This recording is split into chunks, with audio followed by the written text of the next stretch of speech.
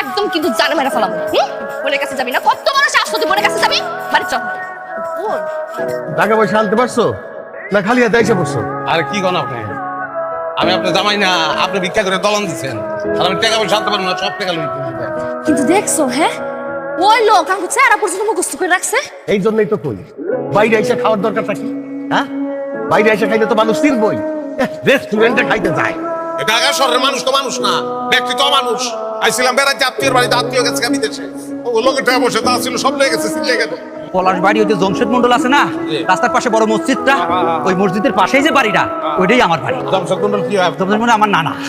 তাহলে আপনি চিন্তা করেন না, আপনার নানার কাছে টাকা পৌঁছে দিব। না না, আপনার টাকা দেওয়া লাগবে না ভাই। যে কোনো সময় চিন্তা করি আপনারাও ধরতে পারে, টাকা পয়সা লগে রেখেন না। আমিও তো বলদ না ভাই। বাবা আর দেখছেন কত বড় বাটপারের বাটপার। হ্যাঁ, ফোন করতেছে একজনও চিনবার পারতেছে না। বউ রয়েছি গা, বউ কার সামনে করেছি মিথ্যা কথা বলতেছে স্যার। তারা আমার কাছ থেকে বাটপারি করে টাকা লইছে। নিজেদের খুব চালাক থাকো না, আমি অনেকদিন থেকে তোমাদেরকে আজকে পাইছি ওই বাটপারটা বউকে প্রেগনেন্ট বলে আমার কাছ থেকে টাকা নিয়েছে। কি কোন স্যার? আব্বা বিলটা টাইম টু দিছে। মানে আমরা চলতে চলতে 1 2